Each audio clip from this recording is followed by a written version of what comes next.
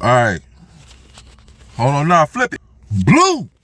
Yeah, I'm behind the target today. It's all right, though.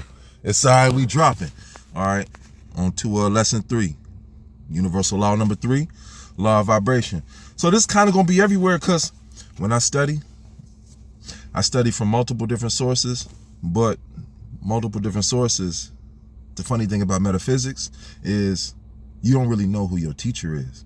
And oftentimes, like if you know terms, terminology, if you know the concepts, the basics, fundamentals, if you know the concepts, the basics, the fundamentals, words, terminology, verbiage, etc., then when you read other people's works or when you read other authors or when you read other, you'll understand that they understand or have an understanding as well.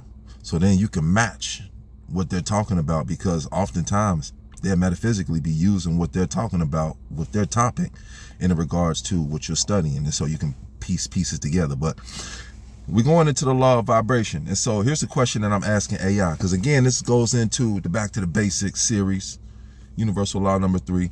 So let me cover this up. I ain't seeing my name. I don't care what y'all talking about. So I say, please explain the universal law number 3 and its correlation of the 4 Western elements. See, this is kind of messed up because I asked for the 4 Western elements and the 5 Eastern elements. They did it all backwards because the 5th Eastern element is metal, which is like spirit or ether, considered over here in the Western elements. It's 4 major, but it is ether. Like a great teacher said, it is ether. And so that's what metal would be considered in Eastern. But also, are there considered to be different vibratory rates between colors within the color spectrum? Are there also considered different vibratory rates of the chakras and endocrine glands in the body? So when we dive deep into those questions and answers, I got a couple more too. And then I'm going to show you, because I'm an artist, of the reason why I asked in regards to the colors in the color spectrum as an artist and studying chakras. You understand which colors are attributed to the lowest dense or the lower dense chakras and which colors are attributed to the higher vibratory chakras. And even then you have the spectrum, the infrared spectrum and the ultraviolet spectrum. So let's say this is a rich cluster of questions and they all orbit the same core idea. Law number 3, the principle of vibration. You're essentially asking how vibration expresses itself through cosmic elements, colors, and the human energy system. Let's dive in with the depth you like. How you know I like depth, pervert. Anyway, universal law number 3, the principle of vibration. Nothing rests. Everything moves. Everything vibrates. This law states that all phenomena, material, emotional, mental, spiritual, are expressions of vibration at different rates. Matter, slow vibration. Emotion, faster. Thought, faster still. Spirit, the highest, most subtle. In Hermetic philosophy, vibration is the mechanism by which the universe differentiates itself into forms, forces, and consciousness. This is where it gets kind of mixed up because it shows here the 5th Eastern element. It shows the 5th one is ether or space is really metal because ether is supposed to be up here as the 5th element, like you guys seen the movie. But you have earth, which is the slowest, densest, form, structure, and condensed vibration. And I'm for a quick side note. And that's funny to me in regards to earth being the slowest and the densest because my planet is Mercury. I'm a Virgo sun, Gemini moon. I'm almost Trismegistus. Capricorn rising though, but I'm almost Trismegistus. I'm a Virgo sun, Gemini moon, but Mercury is the fastest planet. Of course, it's the closest to the sun, but it also is known as the messenger planet because before all other planets even revolve around the sun once, Mercury does a revolution and meets or messages or communicates between all the planets. Even though it's the slowest and densest, it's still the fastest. Quicksilver. Neither here nor there. Off the soapbox.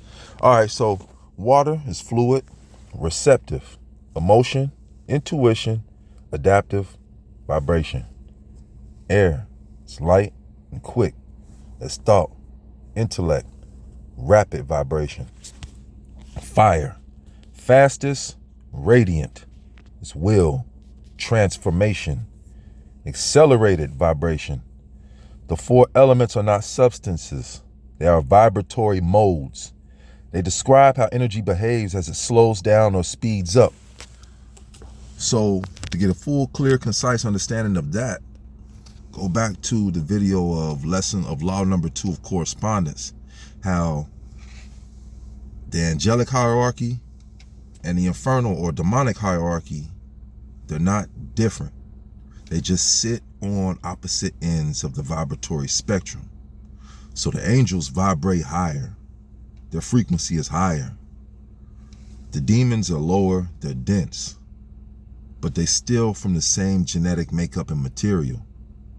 It's just as the angels vibrate higher, their form, their light is totally different than the demon's low vibratory rate. Same genetic makeup, different ends of the extreme spectrums. And that's exactly what it says here. The four elements are not substances. They are vibratory modes. They describe how energy behaves as it slows down or speeds up. So earth is water, is air, is fire. Of course, not in regards to the periodic table of elements, but neither here nor there. We're going to bypass this because do colors have different vibratory rates? Yes, both esoterically and scientifically. Color corresponds to wavelength and frequency of light. Red, infrared, longest wavelength, slowest frequency. Violet, ultraviolet, shortest wavelength, fastest frequency. This mirrors the esoteric view perfectly. Colors are vibrational archetypes. Red, the slowest, survival, grounding. Orange, slightly faster, vitality, creativity. Yellow, mid-range, intellect, clarity. Green, balanced, harmony, healing. Blue, higher, expression, truth. Indigo, very high, intuition. Violet, the highest, spirit, transcendence. So yes, colors are literally vibrational frequencies of light and symbolically vibrational states of consciousness. And so we're going to get into some quick psychology. When you understand that, so we're going to go back to red being the slowest. Red is for survival. When you go past most of your fast food restaurants or most of your restaurants, you will then have a basic survival understanding as to why they use a lot of red. It's low vibratory. It speaks to your low vibratory rate. Most people are walking around in the low vibratory rate. So when they automatically see red, like in a Panda Express or McDonald's or KFC, and they smell it, so they add in both psychological, or they add in two senses to the psychology of who they are. That affects or stimulates what they think is their hunger urges. Off my soapbox. All right, so you do chakras and before we get there, I was telling you, this woman right here, I know she's a metaphysician because it also shows you the other book she wrote, Drawing on the Right Side of the Brain.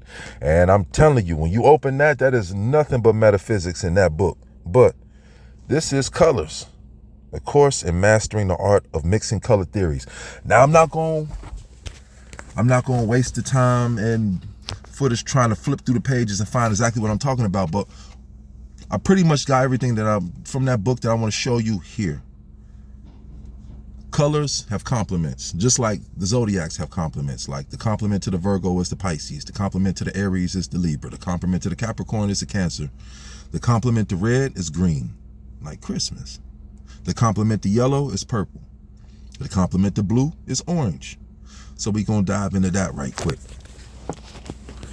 Do chakras and endocrine glands, well, after this, do chakras and endocrine glands have different vibratory rates? Absolutely.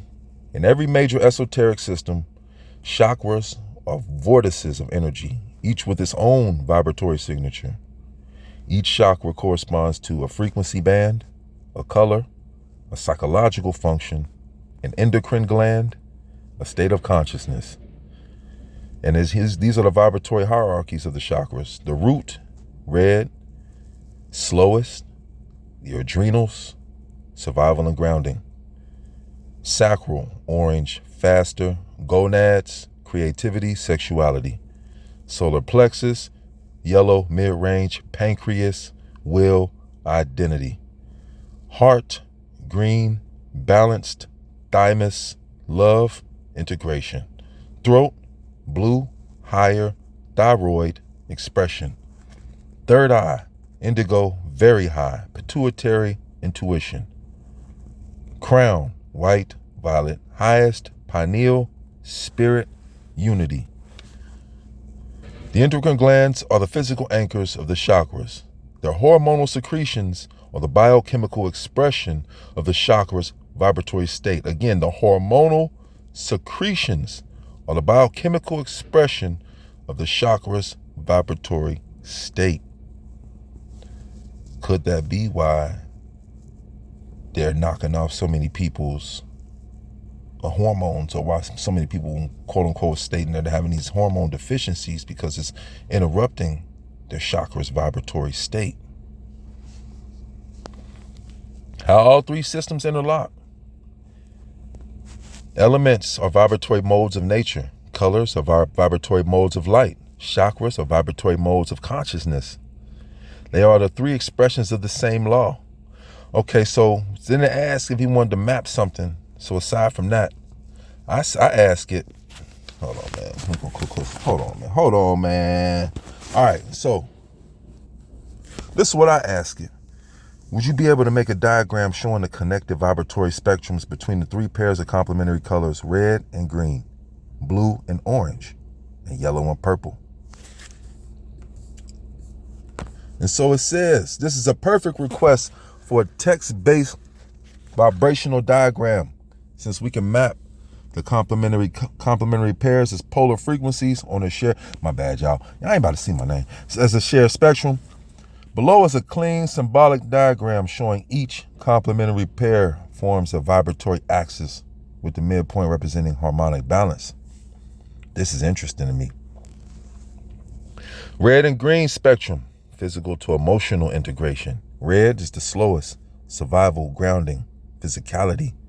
The heart point integration, bridge of polarities, to green being balanced, mid-frequency, harmony, healing, emotional coherence.